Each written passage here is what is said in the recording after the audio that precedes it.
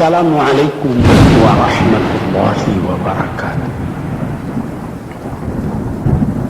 Tuan-tuan, saudara-saudara, ibu-ibu dan bapak-bapak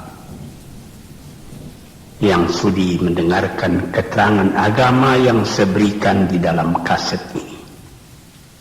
Moga-moga Tuhan akan mengurniakan rahmat dan nikmat-Nya kepada kita semuanya.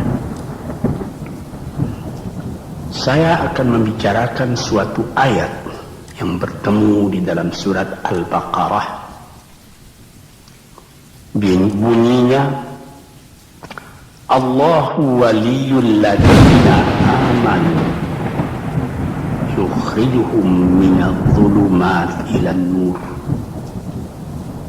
walladzina kafaru awliya'uhumut taghut yukhrijunahum minan nuri ila dhulumat.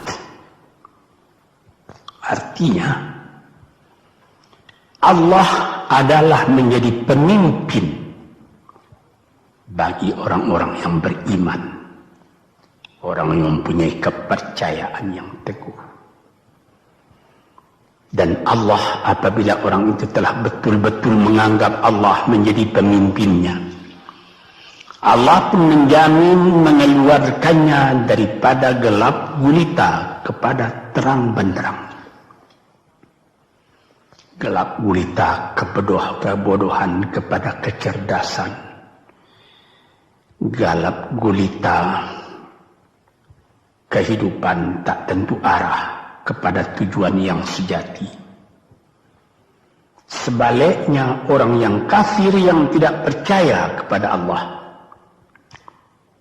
maka sebaliknya yang terjadi, daripada terang benderang dia akan dipimpin oleh taghut,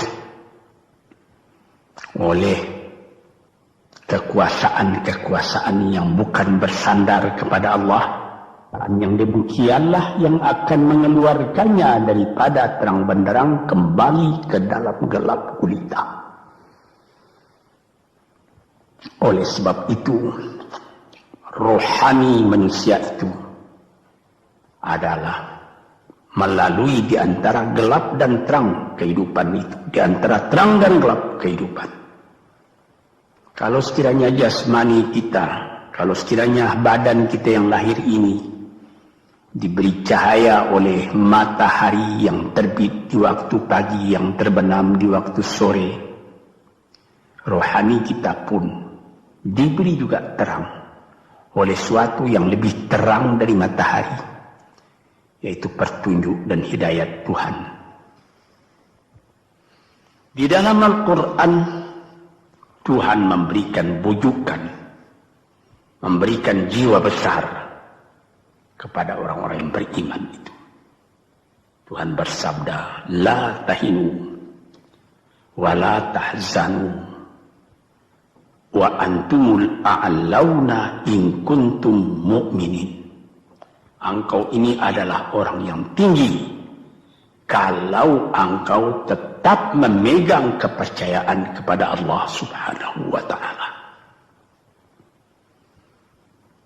Di dalam perjuangan hidup di dunia ini, perjuangan antara yang hak dengan yang batil, antara gelap dengan terang, antara keyakinan dan keraguan, manusia berjalan di sekitar itu. Di kiri dan di kanan kita berjumpalah gelap dan terang itu. Maka diberilah pedoman manusia tadi. Apa pedoman? Walaupun bagaimana hebatnya, geloranya, tofannya, halimbubunya, ombaknya dan gelombangnya kehidupan itu, manusia mesti teguh berpegang kepada iman. Sebab kehidupan di dunia itu menurut peraturannya ialah tidak ada yang tetap. Yang tetap itu ialah berubah. Berubah itulah ketetapan yang ada dalam dunia. Panas sangat terik, benar, nanti akan hujan. Hujan sangat lebat, benar, nanti akan panas. Di suatu tempat terjadi hujan yang lebat, berhari-hari timbul banjir. Ya, banjir itu tidak tiap hari, nanti dia kering lagi. Di laut pun demikian pula. Ada pasang naik, tergenang ke atas. Besok pagi air itu sudah kering lagi, surut pasang. Begitulah kehidupan di dunia itu. Itu harus kita yakini supaya kita jangan terombang-ambing dalam kehidupan itu. Kalau kita sudah mulai terombang-ambing, tahu-tahu walaupun bagaimana terangnya hari gelap timbul dalam jiwa kita sendiri.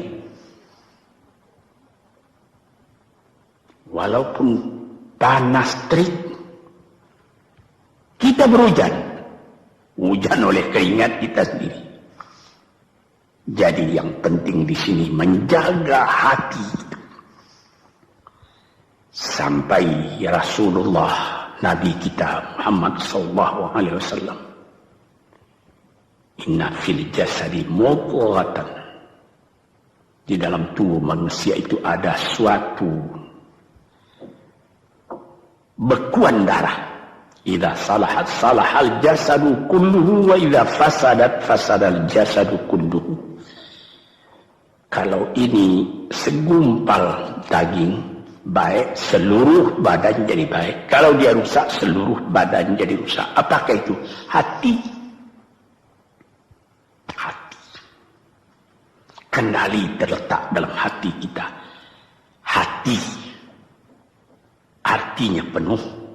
Bukan saja berarti pada daging, tapi pada hati dari hati, isi dari hati, atau juga akal kita. Sebab itu, maka kalau satu waktu saya pernah mengajarkan doa yang mengandung 8 sifat-sifat lemah menghilangkan kemerdekaan manusia, hari ini saya pun akan mengajarkan doa yang diajarkan juga oleh Nabi. Bagaimana menjaga hati tadi. Di situ dalam doa itu ada tersebut 4 perkara. Apa tersebut? Allahumma inni a'udzubika min qalbin la yakhsha'u wa min ilmin la yanfa'u wa min nafsin la tashba'u wa min du'a illa yusma'u. Jadi 4 perkara. Yang pertama, Allahumma inni a'udzubika min qalbin la yakhsha. Aku sangat berlindung kepada Engkau ya Allah, janganlah sampai terjadi hati saya itu tidak khusyuk lagi.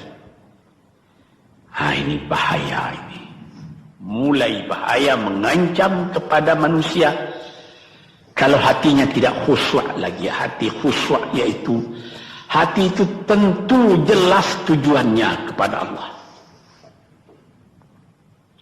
Allah menjadi pegangannya. Allah menjadi bentengnya. Allah menjadi ingatannya. Allah menjadi tujuannya. Dan kepada Allah dia kalau sembahyang menghadapkan diri, menghadapkan hati, maka permohonan kita yang pertama kepada Tuhan, ya Tuhanku, janganlah sampai hati saya ini tidak khusyuk lagi. Sebagai orang Islam, kita sembahyang 5 waktu. Di dalam Al-Quran dikatakan sembahyang itu ialah khusyuk, terpadu ingatan kepada Tuhan. Tapi kalau kita sudah, hati itu sudah mulai ditumbuhi penyakit, walaupun sembahyang, mulai sejak Allahu Akbar, pikiran sudah menjalar kepada yang lain. Piutang belum menerima, utang belum terbayar,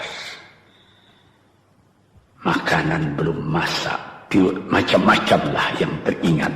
Padahal kita dalam sembahyang. Ini apa arti sembahyang tadi lagi? Ini sudah mulai berbahaya ini. Banyak orang yang tidak meninggalkan sembahyang, tapi tidak ada bekas dari sembahyang itu kepada kehidupannya. Di dalam sembahyang kita baca inna salati wa nusuki wa mahyaya wa mamati lillahi rabbil alamin. Sesungguhnya sembahyangku dan ibadatku dan hidupku dan matiku sama sekali terserah kepada Allah. Ini dirasakan dalam hati, bukan cuma disebut di dalam mulut. Sebagaimana dikatakan, bukan jadi lip service sebagai seput tangan penggosok-gosok mulut, bukan begitu. Yang dari hati. Kalau sudah dari hati yang khusyuk, ini berbekas kepada kehidupan. Aku tak takut menghadapi segala keadaan dalam hidup, sebab hatiku bertali dengan Tuhan. Dari Tuhan aku datang, kepada Tuhan aku akan kembali. Ini namanya hati yang khusyuk. Tapi kalau sekiranya bacaan tetap fasih, tapi tidak ada lagi dari hati, melainkan rutin saja. Mayang 5 waktu sehari semalam, tapi tidak merubah kepada perangai, tandanya sembahyang tadi tidak khusyuk. Ini yang pertama kita minta kepada Tuhan. Janganlah sampai kita mempunyai hati yang tidak khusyuk, hati yang tidak teringat kepada Allah. Kalau hati tidak ingat lagi kepada Allah, maka segala pekerjaan yang terlarang sudah ringan saja kita mengerjakan. Menipu, berdusta, membujuk orang lain mengerjakan perbuatan yang salah, mencela, memaki, itu karena tidak ingat kepada Allah, cuma ingat kepada diri sendiri saja. Ini yang pertama. Yang kedua dikatakan wa min ilmin la yanfa', dan aku berlindung kepada Engkau ya Allah daripada ilmu yang tidak memberi manfaat. Padahal disebutkan oleh ahli-ahli, ilmu yang memberi manfaat itu membawa manusia kepada iman. Al-ilmu yad'u ilal iman, ilmu itu membawa manusia kepada iman. Sekarang sudah ilmu banyak, tapi tidak membawa kepada iman, melainkan membawa kepada celaka. Sudah maju kepandaian orang, ilmu, pengetahuan orang, teknologi orang, sains orang, knowledge orang, dan segala macamnya. Tapi tidak ada manfaatnya kepada manusia. Cuma bahaya karena ilmu tadi yang datang kepada manusia. Sebagaimana ilmu manusia di abad ke-20 yang sangat penting, yaitu tentang tenaga atom. Maka timbullah bom atom, bom hidrogen, nuklir, sehingga manusia diancam sekarang ini oleh bahaya atom itu di mana-mana. Apabila kita lihat di televisi bagaimana mengadakan demonstrasi di Australia, di Jerman Barat, di tempat-tempat yang lain, melihat bagaimana bahaya atom itu kalau terjadi perang dunia yang ketiga. Ya Rabbi ya Karim, bom atom yang jatuh di Hiroshima itu belum ada artinya dibandingkan dengan bom yang sekarang, yang sedang disimpan oleh kerajaan-kerajaan, oleh negara-negara besar untuk menghancurkan. Ini ilmu ini. Tetapi ilmu yang membawa bahaya, bukan saja tidak memberi manfaat, bahkan memberi bahaya. Di sini terasa oleh kita bahwa ilmu yang ada itu pun mesti dikembalikan atau dikendalikan oleh iman. Kalau tidak, maka nyawa manusia ini akan dipandang sebagai sampah saja. Dijatuhkan satu bom hidrogen ke dalam kota Jakarta ini, na'udzubillahi min dzalik, umpamanya dimasukkan ke kota Jakarta ini, satu bom hidrogen saja itu sudah habis penduduk Jakarta yang lebih dari 5 juta ini. La haula wala quwata illa billah. Ini minta kepada Tuhan, ya Allah, majulah ilmu manusia, majulah teknologi manusia, tetapi jangan hendaknya kemajuan itu membawa kepada bahaya. Jangan ilmu pengetahuan itu membawa kepada yang tidak memberi manfaat. Nah, ini doa yang kedua kepada Allah Tuhan sarwa sekalian alam. Yang ketiga disebut lagi, wa min nafsin la tashba'u, dan aku berlindung kepada Allah daripada nafsu, daripada diri, daripada ego, daripada tiap-tiap masing-masing diri ini yang tidak merasa kenyang. Ini juga bahaya besar. Inilah yang menimbulkan penjajahan di dunia. Inilah yang menimbulkan, disebut dalam bahasa Arab, al-ghazwul fikri, penjajahan. Sesudah Perang Dunia Kedua sudah banyak negeri-negeri yang merdeka, tetapi sekarang timbul lagi penjajahan baru. Apa? Penjajahan fikiran. Sehingga bangsa yang merdeka tadi tidak merdeka lagi fikirannya.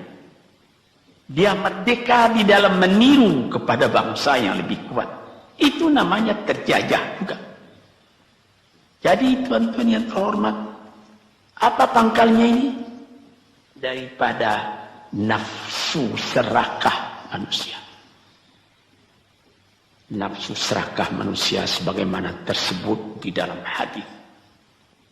Lau kana libni adama wadiyani min dhahabin labtagha salisan wa ma yamla'u jawf ibni adama illa turab. Kalau manusia itu mendapat suatu lembah yang penuh dengan kekayaan emas, suatu lembah, dia ingin supaya mendapat satu lembah lagi yang penuh juga dengan emas. Dapat 2 lembah, dia minta 3 lembah lagi yang penuh dengan iman. Nafsu manusia tidak pernah kenyang. Padahal akhirnya kalau dia sudah menutup mata, tidak ada yang akan memenuhi perutnya melainkan tanah. Saya teringat akan cerita yang disampaikan oleh Graf Leo Tolstoy, pujangga Rusia yang terkenal, bahwa orang yang tidak mempunyai nafsu yang kenyang itu, pada suatu hari katanya, ada satu orang kaya mempunyai tanah yang luas. Dia mengatakan pada orang, boleh tuan-tuan mengambil tanah kepunyaan saya ini, berapa tuan suka, berapa tuan mau. Syaratnya cuma begini, sepanjang yang tuan berjalan dari timur ke barat, lantas sebelum matahari terbenam tuan sampai kembali ke tempat tuan melangkah pertama tadi. Berapa saja tuan suka, boleh ambil tanah ini.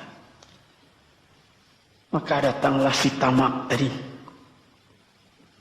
Tuan yang punya asli tanah tadi mengatakan, bawalah bakal, jangan lapar di jalan nanti. Baik, dibawanya nasi sebungkus, dia berjalan, jalan. Dari pukul 7 pagi. Kalau diambil kekuatan, hendaknya pukul 10 dia sudah makan. Melangkah lagi beberapa ratus meter atau sekian, nanti boleh kekuatan buat kembali. Sehingga sebelum matahari terbenam, dia sudah sampai ke tempat dia menuju bermula. Tetapi ini orang bernafsu betul, dia minta supaya banyak tanah yang dapat didapatnya.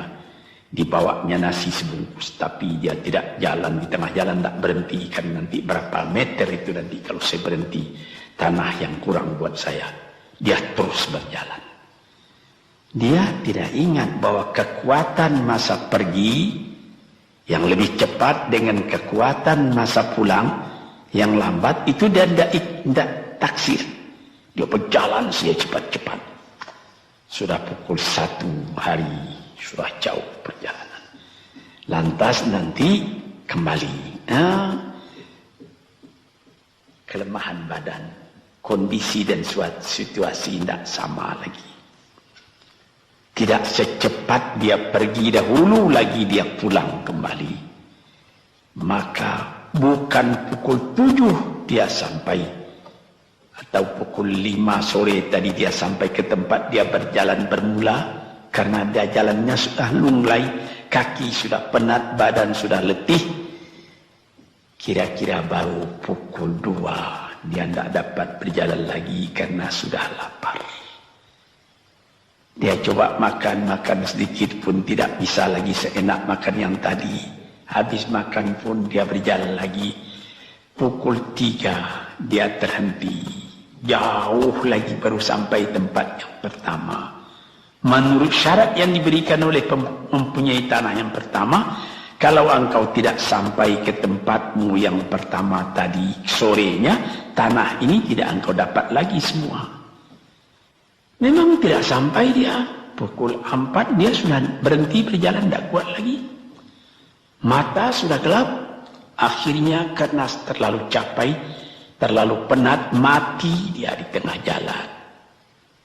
Berapa dia dapat tanah tadi lagi? Cuma sepanjang badannya untuk kuburannya, yang lain tinggal semua. Ini satu misal yang dibawakan oleh Graf Leo Tolstoy yang sesuai dengan hadis Nabi tadi. Nafsul la tashba. Diri manusia yang tidak pernah merasa kenyang. Kita berkehendak tidak berbatas, tapi tenaga kita sendiri berbatas. Ini kali tidak difikirkan oleh manusia. Dia punya angan-angan, dia punya macam teori yang dikeluarkan. Dia lupa bahwa nanti tenaganya itu akan terbatas karena sakit, karena lapar, karena tua. Sebagaimana pepatah dari nenek moyang kita, tanda-tanda dikirimkan lebih dulu bahwa kita tidak akan lama lagi di sini. Apa? Rambut,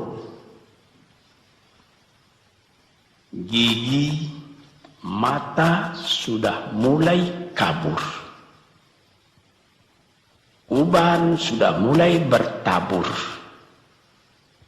Gigi sudah mulai gugur. Kulit sudah mulai kendur. Kalau mata sudah kabur, uban sudah bertabur, gigi sudah gugur, kulit sudah kendur, sudah 4 perkara. Yang kelima ialah pintu kubur. Nah, ini kerap kali manusia lupa yang demikian. Sebab itu dikatakan, ya Tuhanku, janganlah sampai aku ditumbuhi oleh penyakit nafsu yang tidak mau kenyang-kenyang itu. Nah ini, kemudian itu timbul lagi doa yang keempat. Disebutkan di situ, wa min du'a illa yusma. Ini lebih berbahaya lagi. Ini sudah puncak dari bahaya. Apa artinya? Dan aku berlindung kepada Engkau ya Allah, daripada doa yang tidak didengar lagi. La ilaha illallah. Mendoa ya Allah, kasih aku ini, kasih aku kesempatan, tapi tidak didengar lagi.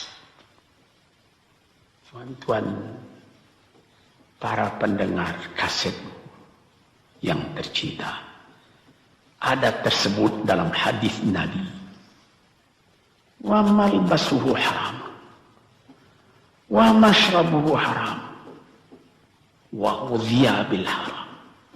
Ya Rab, fa'anna yustajab lah. Ash'asa, aghbara. Badan sudah penuh dengan kekotoran, penuh debu. Yang mudu ilaihi ila sama, menadahkan tangan keduanya ke langit. Ya Rabbu, ya Rabbu, ya Tuhanku, tolong aku, ya Allah, bela aku. Padahal yang dimakan haram, yang diminum haram, dibesarkan dengan yang haram. Fana yustajabulah. Dengan jalan apa Allah Ta'ala akan mengabulkan doa itu? Badan kotor menghadap kepada yang bersih, meminta diberi kebersihan. Bagaimana caranya? Tuan-tuan yang terhormat, pernah dalam Quran Tuhan mengatakan, la yanzuru ilaih wa la yukallimuhum Allah wa la yanzuru ilaih. Allah tak mau mengajak dia bercakap dan Allah tidak memandang kepada dia. Saya sendiri dengan segala kerendahan hati mengatakan bagaimana beratnya kita bertemu dengan seorang orang besar, lalu dia mengulurkan tangan kepada kita, tapi mata kita tidak dilihatnya. Sengsara rasanya. Bagaimana dengan Tuhan kalau Tuhan tak mau melihat kita?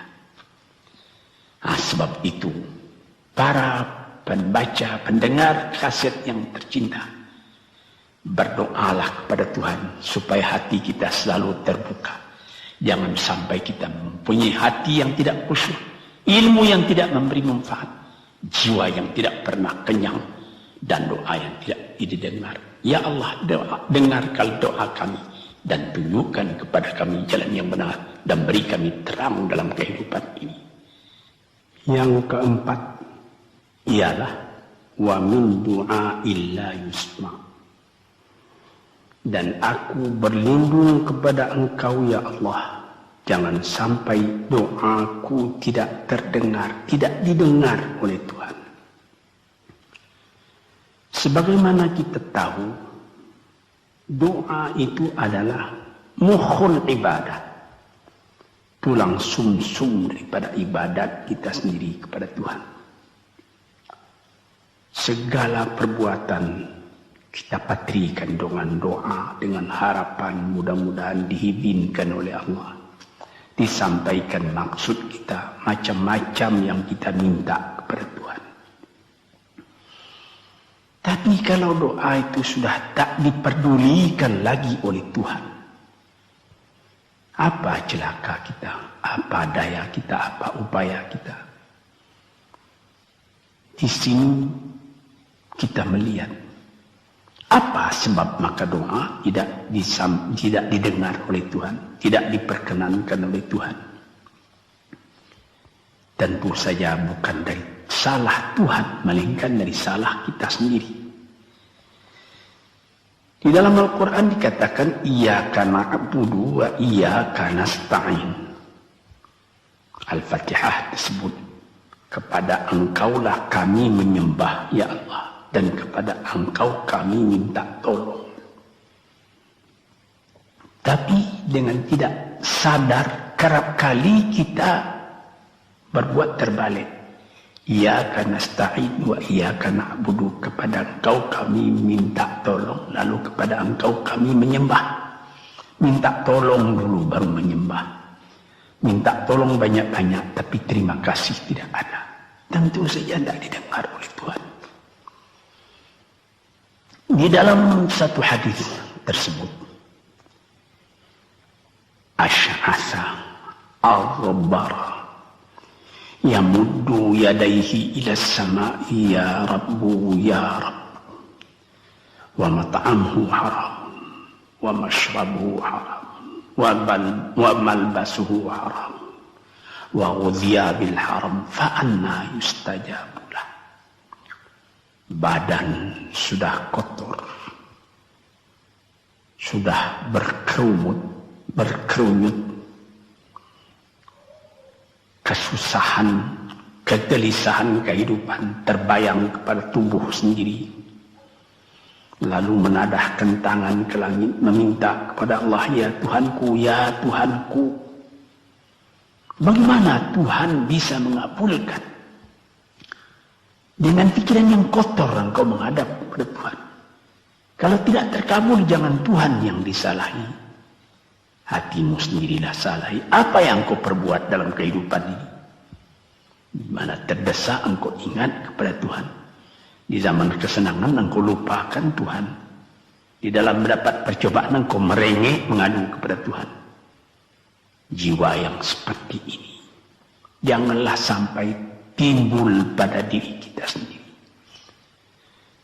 Saya sudah mengalami apabila saya berhadapan-hadapan dengan orang besar, saya ingin dia menghadapkan matanya kepada saya.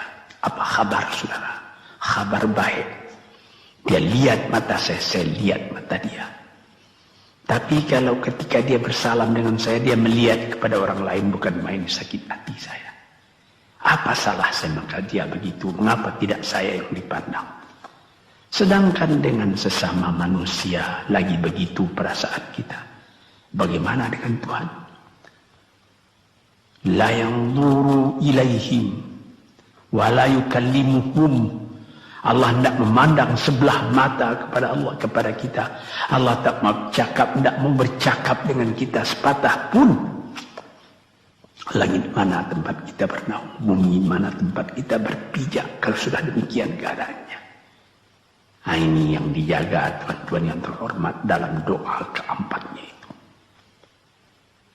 Hati janganlah sampai tidak khusyuk, ilmu janganlah sampai tidak memberi manfaat, nafsu janganlah sampai tidak kenyang, dan doa janganlah sampai tidak didengar. Saudara-saudara, moga-moga Allah memberikan kepada kita hati yang terang. Sebagaimana ayat yang mula-mula saya sebut tadi, Allahu waliyul ladzina amanu yukhrijuhum minadh-dhulumati ilan nur.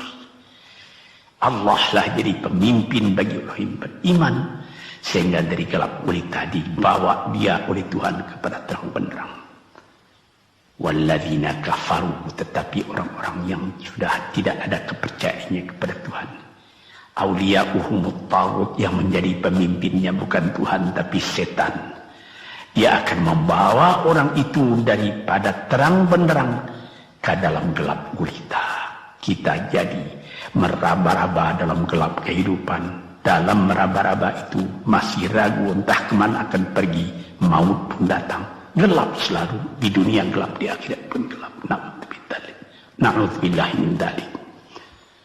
Hadirin yang terhormat, para peminat kaset ini, moga-moga semuanya ini menjadi kenang-kenangan kepada Tuhan di dalam perjalanan yang jauh, di dalam keistirahatan hidup, sehingga mendapat ketetapan hati dan tumakninah. Assalamualaikum warahmatullahi wabarakatuh.